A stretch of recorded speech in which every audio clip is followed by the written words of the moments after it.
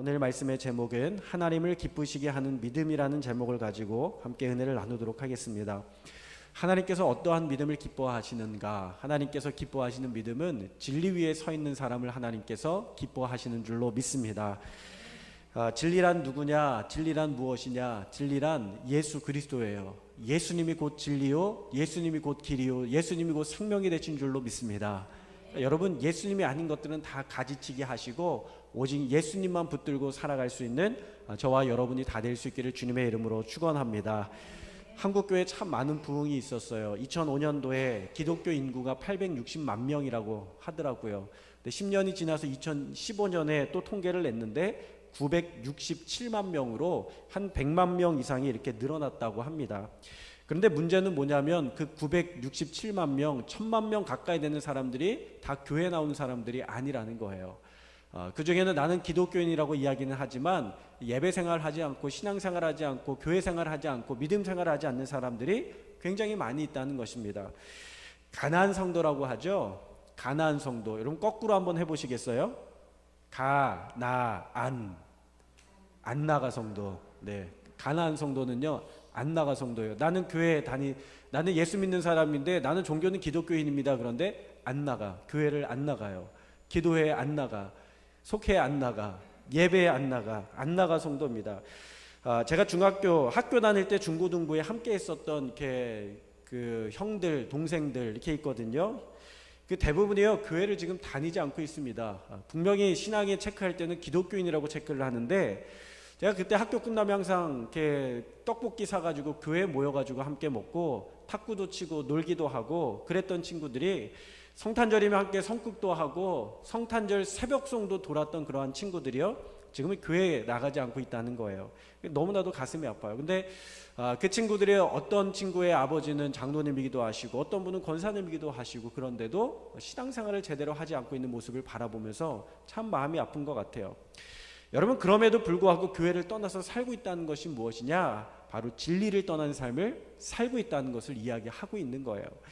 오늘 야고보는요, 진리를 떠난 자들에 대한 이야기를 하고 있습니다. 어떤 이들은 무늬만 교인인 안나가 성도이기도 하고 어떤 이들은 또 이단에 빠져서 신천지나 안상홍이나 여호와의 증인이나 통일교 같은 그러한 곳에 빠져있는 사람들이 또 있기도 하다라는 것이죠.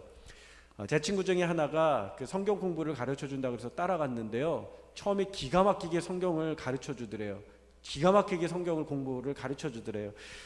근데 알고 봤더니 거기가 어디냐면 통일교였대요. 통일교인데도 그렇게 잘 가르쳐 주더라는 것입니다. 이 친구가 신학생이었거든요. 신학생이었는데도 불구하고 혹할 정도로 너무 잘 가르치다는 거예요. 여러분, 잘못된 교리에 미혹당하면요, 우리의 정신과 생각이 다 무너져 버립니다. 머리에 논리적이고 합리적인 회로들이 있는데 그 회로가 다 녹아버리고 타버린대요. 그러니까 예를 들면은요, 도박이나 알코올에 중독된 사람들, 그 사람들은 우리가 결단하면 되겠지, 절대 결단한다고 해서 되지 않습니다. 절대 결심한다고 해서 되지 않습니다. 왜냐하면 머리에 회로가 다 타버렸어요. 녹아버렸어요. 그래서 혼자의 힘으로는 절대로 해결할 수 없고요, 도움을 받아야 됩니다. 여러분, 특히 신천지에 빠지면요, 부모를 버리고 부모님들을 버려요. 남편을 버리고 자식을 버리고 가정을 버리기 때문에 아주 큰 사회적인 문제가 되는 거예요. 제가 우리 오각교회 처음 왔을 때 우리 성도님들도 제 이름을 잘 몰랐어요. 처음 인사했는데 한 번 듣고 어떻게 알겠습니까? 그런데요, 주중에 저한테 메일이 왔는데 오각교회 부임하신 것을 축하드립니다고 메일이 왔는데요, 어디서 왔게요? 신천지에서 왔어요. 제가 깜짝 놀랐습니다. 우리 교회 성도님들도 내 이름을 다 모르는데 어떻게 신천지가 알고 메일을 보냈을까? 여러분, 우리 주변에 그런 사람들이요 많이 있음을 우리가 봐야 돼요. 근데 미혹하는 이단들의 특징이 있습니다. 첫 번째는 뭐냐면 성경이 아니라 성경 구절에 아주 능통해요.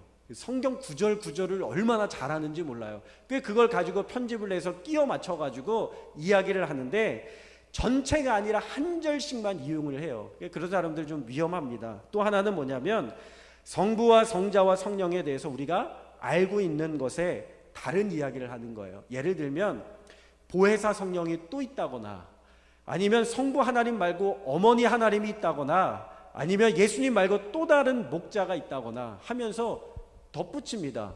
또 다른 목자가 있거나 또 다른 보혜사가 있다는 거예요. 그러니까 여러분, 그거 믿으시면 안 됩니다. 우리는요 오직 성부와 성자와 성령 한 분이신 하나님을 믿으심을 기억하시기를 바랍니다. 또 하나 미혹하는 자들의 특징은요 자기네에게만 구원이 있다는 거예요. 교회는 썩었어, 교회는 잘못됐어, 교회는 틀렸어, 그러면서 교회를 막 비판을 합니다. 그리고 나서 자기들한테만 구원이 있다는 거예요. 여러분 그렇게 이야기하는 데는요 100이면 100 다 이상한 데입니다. 다 잘못된대요. 여러분 구원이 어디에 있죠? 예수님에게 있는 거예요. 구원은 예수님에게 있는 거지 어떤 특별한 교단이나 특별한 종파가 가지고 있는 게 아닙니다. 예수 믿으면 다 누구든지 구원받게 됨을 믿으시기를 바랍니다. 네 번째로는요 극단적인 종말론을 이야기해요. 제가 예전에 살았던 동네에 뒷집에 그 지역에 이상하게 몇 년도인지는 정확하게 기억이 안 나지만 12월이었던 것 같은데 종말이 온다고 해가지고 KBS 헬기가 뜨고 뭐 뉴스가 나오고 아나운서들이 오고 방송국 차가 왔어요. 그런데 그날 종말이 안 일어났잖아요. 그렇죠? 그러니까 여러분 자기들이요 종말할 시간을 몇 년도 몇 월 며칠 몇 시 몇 분에 일어난다고 이야기하는 데는요 다 가짜예요. 여러분 믿으시기를 바랍니다. 성경에요 아들도 모른다 그랬어요. 아들이 누구예요? 예수님도 모르는 거를 우리가 어떻게 합니까? 그러니까 여러분 다 가짜니까는 넘어가지 마시고 분명한 하나님의 말씀이신 진리 위에 굳건하게 서셔서 믿음 위에 승리하실 수 있기를 주님의 이름으로 축원합니다. 여러분 왜 이렇게 가난한 성도들이 많아지는 겁니까? 첫째는요 악한 자들 때문에 그래요.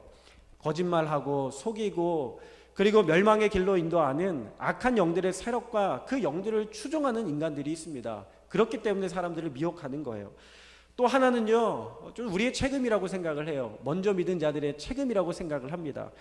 세상은 변하는데 교회가 변화하지 못해요. 여러분 살아있는 생명은요 끊임없이 변화한다는 것을 알고 계세요? 매일 달라지는 거예요. 여러분의 그 위장 안에는 세포들이 있습니다. 위장벽 안에 세포들이 있는데요 그 위장벽 안의 세포는요 2시간 반 정도 살다가 죽는데요. 그리고 새로운 세포로 대체된대요. 모르셨죠? 내 몸 안에 있는 세포도 2시간 반마다 새롭게 된다는 거예요. 그리고 여러분의 피 안에 있는 적혈구 세포는요 3개월마다 한 번씩 새롭게 죽고 태어난답니다. 새 세포로 대체된다는 거예요. 여러분 몸 안에 있는 대부분의 세포들은요 한 달 정도 삽니다. 그러니까 피부도 그렇고 모든 것들이 다 한 달 정도 살아요. 그리고 나면은 새로운 세포로 대체가 되는 거예요. 그러니까 여러분요 날마다 달마다 새로 태어나시는 거예요. 여러분 초하루 새벽기도에 나와서 새 몸과 새 거듭난 몸으로 하나님 앞에 나가야 되지 않겠습니까? 그 초하루 기도 하나님 앞에 드리는 거예요. 왜요? 우리의 몸이 새로워지니까요. 세포가 새로워지죠. 몸이 새로워지죠. 거듭나는 거예요. 그러니까 여러분 하나님이 얼마나 우리를 성경적으로 만드셨는지 몰라요. 우리는 날마다 새로워지는 새 피조물인 줄로 믿습니다. 새로운 피조물이에요. 여러분 근데 여기에 비밀이 있는데요. 새 것이 되기 위해서는 어떻게 되느냐? 죽어야 되는 겁니다. 다 죽어요. 기존 것은 죽어야 돼요. 그래서 어떤 이는 세포를 연구하면서 뭐라고 이야기하냐면 죽어야 산다. 죽어야 산다. 이렇게 이야기하는 거예요. 죽어야 산다. 죽어야 새로워지는 거예요. 우리의 고정관념이 죽어야 되고 우리의 고집이 죽어야 되고 우리의 편견이 죽어야 되고 우리의 죄성이 죽어야 되고 우리가 예수님 안에서 다 죽고 우리의 자아가 죽어야 되고 새롭게 태어나야 되는 줄로 믿습니다. 이것이 바로 우리가 예수 믿을 때 해야 되는 일이라는 것이죠. 근데 예수 믿은 지 10년 전이나 30년 전이나 50년 전이나 지금 똑같다면 그 모습 그대로 그 성깔 그대로 그 성격 그대로 그 믿음 그대로 가지고 살아가다면요 우리 변한 게 하나도 없는 거예요. 이거는 새 피조물이 된 게 아니라는 것입니다. 그러므로 우리는 하나님의 말씀을 통하여 날마다 새 피조물이 되어야 될 줄로 믿습니다. 10년 전에 만났던 예수님의 모습이 아니라 오늘 이 순간에 만나는 예수님이어야 되는 거예요. 그래서 하나님은 아브라함의 하나님, 이삭의 하나님, 야곱의 하나님이시지만 오늘 누구의 하나님이십니까? 나의 하나님이신 줄로 믿습니다. 야곱이 돌베개 베고 이렇게 잠을 자다가 잠 깨어서 일어난 후에 깜짝 놀란 이유가 무엇입니까? 하나님이요 아브라함의 하나님, 할아버지의 하나님, 아버지만의 하나님인 줄 알았는데 하나님이 오늘 내가 있는 곳에 나와 함께 하시는 나의 하나님이 되셨다는 거예요. 하나님이 나의 아버지 하나님인 줄 알았는데 하나님이 나의 하나님이 되시는구나. 그것을 경험하고 나서 그가 깜짝 놀라서 하나님 앞에 그 자리에서 번제단을 쌓고 제단을 쌓아서 하나님 앞에 예배한 줄로 믿습니다. 그리고 그는 하나님을 만난 순간에서부터 그 베델에서 만난 그 하나님이 아니라 오늘 이 순간에 나와 함께 하시는 새로운 하나님을 날마다 경험하며 살아가게 된 줄로 믿습니다. 예레미야는 애가에서 이런 고백을 해요. 뭐라고 이야기하냐면 여호와의 인자와 긍휼이 무궁하심으로 우리가 진멸되지 아니함이니이다. 이것들이 아침마다 새로우니 주의 성실하심이 크시도이다. 이렇게 이야기를 합니다.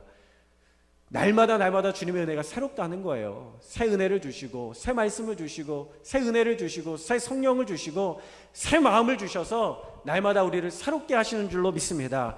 이스라엘 백성들이요 광야에서 40년을 보냈거든요. 근데 하나님께서 그들에게 만나를 내려주시는데 어제 먹었던 만나 내려주셨어요? 그제 먹었던 만나 내려주셨어요?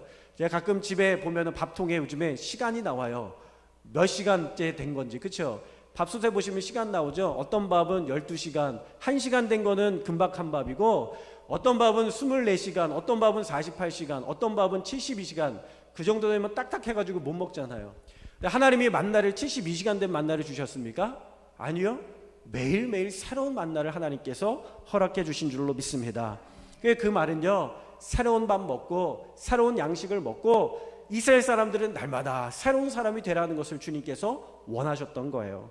그런데 옛 습관, 옛 신앙, 옛 믿음, 불순종, 불신앙 그대로 가지고 40년 동안 매일 밥은 새로운 밥을 먹으면서 그들의 믿음과 신앙과 생각은 새로워지지 못하니까요, 결국에 그들의 1세대들은 가나안 땅에 들어가지 못하고 광야에서 그들의 생명을 다하게 되지 않습니까? 우리는 날마다 새로워져야 될 줄로 믿습니다. 용민이가 태권도 학원 다니는데요, 태권도 학원 다녀와서 얼마나 발차기를 많이 하는지 몰라요. 두들겨 맞아가지고 제 샌드백이에요. 그런데 어느 날 어젠가 와가지고는 그러는 거예요. 태권도 학원 그만 다니겠다는 거예요. 나 그만 다닐래요. 그렇게 이야기를 하는 거예요. 한 달도 안 했는데 한 달이나 했나? 그만두겠다는 거예요. 왜 그런가 하고 물어봤더니 그래, 그런데요, 오늘 태권도 학원 다녀와가지고는 막 자랑을 하는 거예요. 그러면서 더 다니겠다는 겁니다. 왜 그런가 하고 봤더니요, 관장님이 새 띠를 주셨대요. 전에 흰 띠에서 노란 띠가 됐는데 노란 띠에서 초록 띠로 오늘 승진이라고 그래야 되나 승급이라고 그래야 되나 하여튼요 초록 띠 받고 나서 얼마나 얘가 좋아하든지 그 다음에는 밤띠를 받고 그 다음에는 빨간 띠를 받고 그 다음에는 품띠를 받는다고 소망이 생겼어요. 그래서 좀 더 다녀야 될 것 같아요. 여러분, 그러니까요, 어제는 그만두고 싶었는데 새 마음이 생겼어요. 변화가 있으니까 새 마음이 생긴 줄로 믿습니다. 그러니까 우리의 신앙도요, 날마다 주님 안에서 변화하고 날마다 성령님 안에서 새로워져야 될 줄로 믿습니다. 신앙의 성장은 인격의 성장과 같은 말이라는 것입니다. 여러분, 왜 가난한 교인들이 많아지는 겁니까? 진리를 따르지 않고 미혹에 빠지기 때문에 많아지는 거예요. 자꾸 잘못된 길로 빠져요. 성경은 진리의 말씀입니다. 이 성경은요, 단순히 좋은 글이나 교훈이나 그러한 글들이 아니라 이것은 진리이고 변하지 않는 것이고 흔들리지 않는 것이고 생명인 줄로 믿습니다. 많은 사람들이 기독교 특징을 뭐라고 이야기하냐면 정성의 종교다, 기적의 종교다 이렇게 이야기를 합니다. 그래서 기독교의 중요한 게 정성과 기적이다. 그러니까 어떤 사람은 정성을 다하고 마음을 다하고 때로는 고행을 하기도 하죠. 그럼 기적이 일어난다는 거예요. 근데 한국 사람들의 마음속에는 동일한 마음이 흐르는데 뭐냐면 지성이면 감천이라는 말. 지성이면 감천. 이게 뭐예요? 지극히 정성을 들이면 하늘을 감동시킨다는 거 아니겠습니까? 그렇게 해서 기적이 일어날 거라는 생각들이 다 있습니다. 근데 여러분, 기적이 누구를 위한 기적이에요? 날 위한 기적이잖아요. 그러니까 그 마음 가지고 신앙생활하는 것은 뭐냐면 내 유익과 내 만족과 내 이익을 위해서 신앙생활하는 것이 바로 지상이면 감천이라는 그런 생각을 가지고 신앙생활을 한다라는 것입니다. 그래서 이게 뭐냐면 한국 사람들의 마음속에 있는 샤머니즘이라는 거예요. 샤머니즘. 사회학 연구가인 정수복 교수님이요, 한국인의 문화적 문법이라는 책에서 한국 사람들의 종교심에 대해서 연구했는데 모든 한국 사람들의 마음 저변에는 뭐가 있냐면 샤머니즘이 있다는 거예요. 샤머니즘, 기복신앙이죠. 그 샤머니즘의 특징이 하나 있는데 뭐냐면 현세적이라는 겁니다. 지금 당장 응답받고 지금 당장 복받고 지금 당장 내가 살아생전에 잘 되는 거죠. 그러니까 내세보다 천국보다 지금의 축복을 더 중요하게 여기는 것이 샤머니즘이라는 거예요. 여러분 보세요. 우리나라에 뭐가 들어오냐면 유교가 들어오잖아요.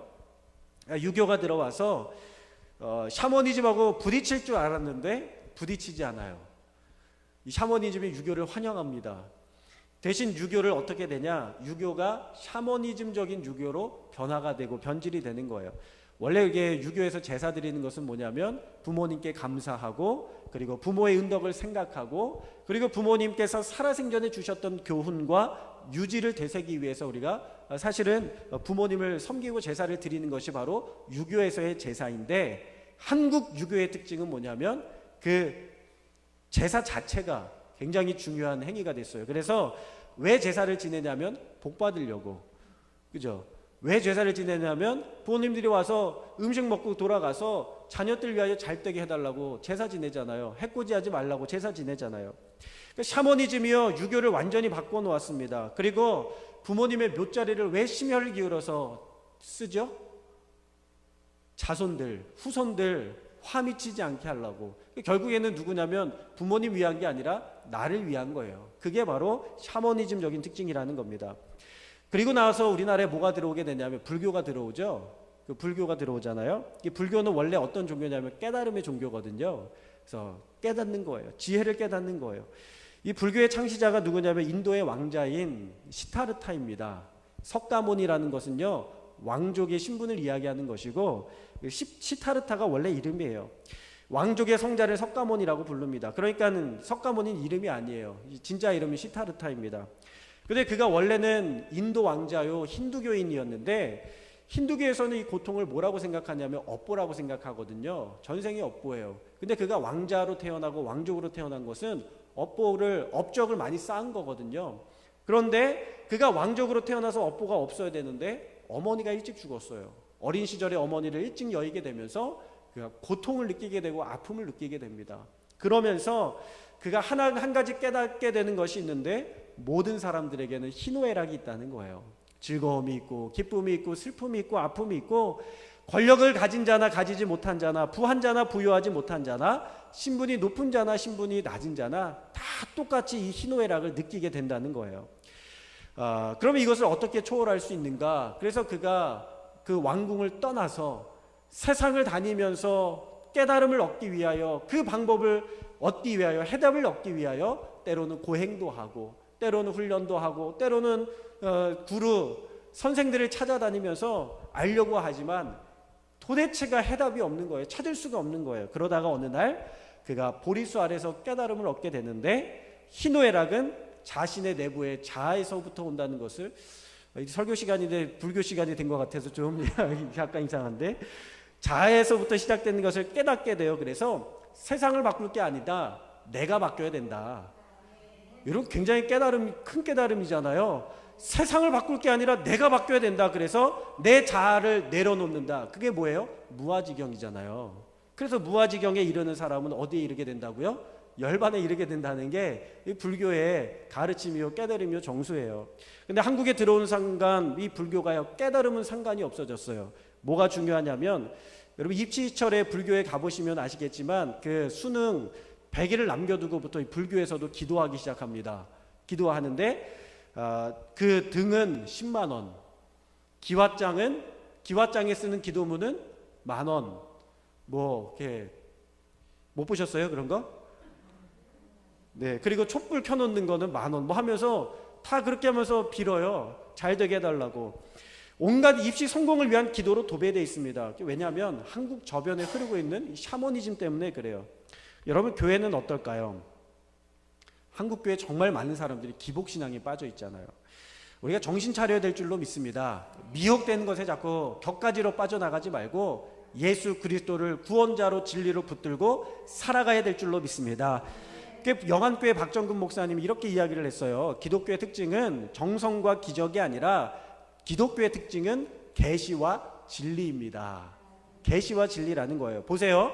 이 종교개혁가인 마틴 루터 목사님도 처음에 오해를 했어요. 어떻게 구원받아야 되느냐, 어떻게 우리가 죄사함을 받아야 되느냐. 그분이 처음에 신앙을 가졌을 때는 오해를 했어요. 그래서 고행을 통해서 죄사함을 받으려고 했어요. 그가 교황이 있는 그 카톨릭 성당에 갔을 때 계단이 굉장히 높습니다. 그 계단을요 무릎으로 기어서 올라간 거예요. 무릎으로 기어서 올라가서 기도하고 또 확신이 없으면 다시 무릎으로 기어서 올라가고 무릎이 깨질 때까지, 여러분 대리석 계단 무릎으로 기어서 올라가 보세요. 얼마나 아프겠습니까? 그렇게 고행을 하면서 죄사함을 받으려고, 구원의 확신을 얻으려고, 구원을 받으려고 노력했지만요 헛수고였다는 거예요. 여러분 이게 바로 정성이지 않습니까? 그런데 보세요, 로마서에서는 우리에게 뭐라고 이야기하고 있냐면, 우리가 아직 죄인 되었을 때에 예수님께서 우리를 위하여 죽으심으로 말미암아 누구든지 예수를 믿기만 하면 죄사함을 받고 구원을 얻고 하나님의 자녀가 되는 권세를 이미 하나님께서 우리에게 주셨다고 말씀하시는 줄로 믿습니다. 여러분 요한복음에 보세요. 하나님이 세상을 이처럼 사랑하사 독생자를 주셨으니 이는 그를 믿는 자마다 멸망하지 않고 영생을 얻게 하려 하심이라. 아멘. 여러분 백날 돌계단 올라가 봐야 아무것도 없습니다. 여러분 하나님의 말씀을 우리가 믿을 때에 우리가 구원받고, 예수님이 우리를 위하여 대신 죽으셨음을 믿을 때에 우리가 구원받고 죄사함을 얻고 하나님의 자녀가 되는 권세가 있게 되는 줄로 믿습니다. 이것을 뭐라고 이야기하냐면 계시라고 하고 선포라고 하고 진리라고 이야기하는 거예요. 여러분 용서받는 길을 보여주셨어요. 천국 가는 길을 알려주셨어요. 영생을 얻는 길을 보여주신 줄로 믿습니다. 이것이 계시예요. 그러니까 도저히 우리의 눈으로는 알 수도 없고 우리의 눈으로는 볼 수도 없고 우리의 힘으로는 행할 수도 없는 그 모든 진리와 길들을 하나님께서 우리 가운데 은혜로 보여주신 줄로 믿습니다. 여러분 우리가 그러니까 세상에 나가서 구할 것이 아니라 어디서 구해야 되겠어요? 하나님의 말씀 안에서 구해야 될 줄로 믿습니다. 하나님의 말씀 성경을 날마다 사랑하면서, 여러분이 성경 자체를 사랑하는 것이 아니라, 그죠? 책을, 제 성경도 굉장히 오래됐거든요. 근데 여러분 이게 얼마나 오래됐는지 얼마나 헤어졌는지 이거 백날 자랑해봐야 소용없고, 이 안에 있는 하나님의 말씀을 사랑하고 이 안에 있는 하나님의 말씀을 자랑하고 이 안에 있는 하나님의 말씀을 붙들고 살아갈 때에 하나님께서 우리의 삶 가운데 생명 주시는 줄로 믿습니다. 모든 종교들 다 보세요. 다 기도가 있고요, 다 설교가 있어요. 불교도 가면은 불교에도 불공 드리면서 기도하죠. 그리고 그 승려들이 나와서 불법을 설파하죠. 다 설교 아닙니까? 가르치는 거. 그러니까 불교에도 새벽 기도가 있고 불교에도 철야 기도가 있고 불교에도 40일 기도가 있고요, 불교에도 간증이 있고요, 불교에도 기적들이 나타나게 됩니다. 그러니까 병 나은 간증들, 아이가 없었는데 아이가 생긴 간증들, 사업이 성공한 간증들, 거기도 다 모든 이야기들이 다 있어요. 근데 불교와 기독교의 차이점이 뭐냐? 그들의 기도와 우리의 기도의 차이점이 무엇이냐? 기도도 있고 응답도 있고 기적도 있는데 무슨 차이가 있습니까? 무슨 차이가 있어요? 이거를 잘 알아야 그래야 명확하게 우리가 진리 위에 서서 기도하지 않습니까? 정성의 차이일 것 같아요. 어떤 사람은요 불교 법당에서 108배가 아니라요 100만 배를 했다고 해요. 100만 배. 절하는 거잖아요. 절하면서 불공 드리는 거잖아요. 이 100만 배 하려면요 하루에 108배를 며칠 해야 되냐면 9258일을 해야 된답니다. 9259일을 해야 된대요. 그럼 9259일은 몇 년이냐? 25년입니다. 25년이에요. 25년. 그러니까 하루에 108배를 쉬지 않고 25년을 하면 여러분 100만 배가 되는 거예요. 근데 여러분 새벽 기도에 나와서 우리가 새벽에 25년 동안 하루를 쉬지 않고 하는 것도 사실은 어려운 일인데 어떻게 그렇게 정성을 들여서 기도할 수 있겠습니까? 돌아가신 성철 스님은요 기도로 유명한 사람이었다는 거예요. 그분이 9년을 기도했대요. 돌아가시기 전에 9년을 쉬지 않고 기도했는데 생애 마지막 9년을요 기도만 하다가 죽었다는 겁니다. 그러니까 하루 종일 기도하는 거예요. 잘 때도 앉아서 잤대요. 기도하느라고 앉아서 잤대요. 왜냐하면 땅에 등을 대면 뭐 하는 거예요? 자는 거잖아요. 그러니까는 자신은 9년 동안 기도만 해야 되겠다 그래서 잘 때도요 앉아서 자고요 9년 동안 땅에 등을 기댄 적이 없다는 것입니다. 뭐 40일 기도는 9년 기도에 비하면 그 정성에 비하면 아무것도 아닌 것이죠. 여러분 오늘 다 앉아 계실 때 의자에 등 다 대고 앉아 계시잖아요. 갑자기 뛰고 그러세요. 네. 다 등 대고 앉으시잖아요. 이거 30분만 안 되면요 허리 아파서 못 있습니다. 9년을 어떻게 할 수 있겠어요? 그런데 9년을 기도하니까요 깨달아지는 게 있더래요. 뭐냐면 그렇게 9년 동안 기도하고 죽을 때 이런 고백을 하고 죽었어요. 내 죄업이 하늘에 미쳐서 수미산보다 크구나. 이 수미산이 아주 큰 산인데 그 산보다 더 크다는 거예요. 산채로 불의 압이 지옥으로 떨어지니 한이 망갈래나 되는구나 하고 9년 동안 기도하고 깨닫고 죽었다는 것입니다. 그가 깨달은 게 뭐예요? 죄인이라는 거예요. 나는 죄인이구나. 내 힘과 내 능력으로는 구원할 수 없어. 나는 이제 지옥에 가는구나 하고 깨닫고 죽었다는 것입니다. 여러분, 근데 우리가 9년 동안 이것을 그렇게 기도를 해서 깨달아야 되겠느냐고요. 하나님의 말씀 보면 우리가 죄인인 것이 깨달아지고, 하나님의 말씀 보면 우리 힘으로 구원할 수 없지만 예수 그리스도께서 우리를 위하여 죽으셔서 십자가에 지시고 죽으셔서 우리를 모든 죄를 용서하여 주시고 우리로 하여금 천국길을 열어주신 것을 분명히 우리 가운데 보여주신 줄로 믿습니다. 그러니까 성경을 보면은 답이 있어요.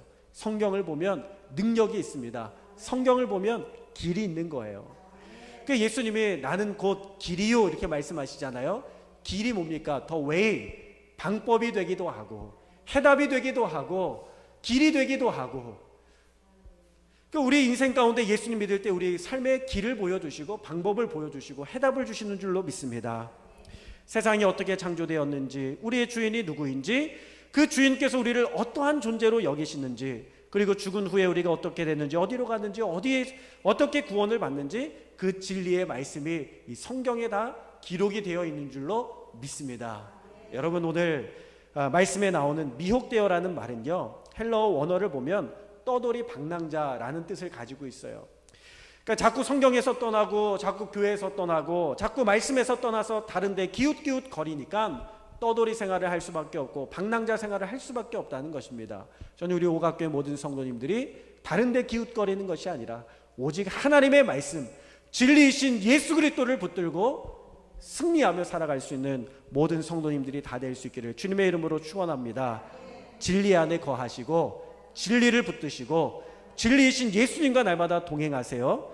그럼 주님께서 여러분의 삶을 견고하게 하시고 모든 사람과 세상들 위해 칭찬과 명성을 얻게 하시고 생명과 복을 더하여 주실 줄로 믿습니다. 이렇게 믿음 가지고 우리가 함께 살아가길 주님의 이름으로 축원합니다.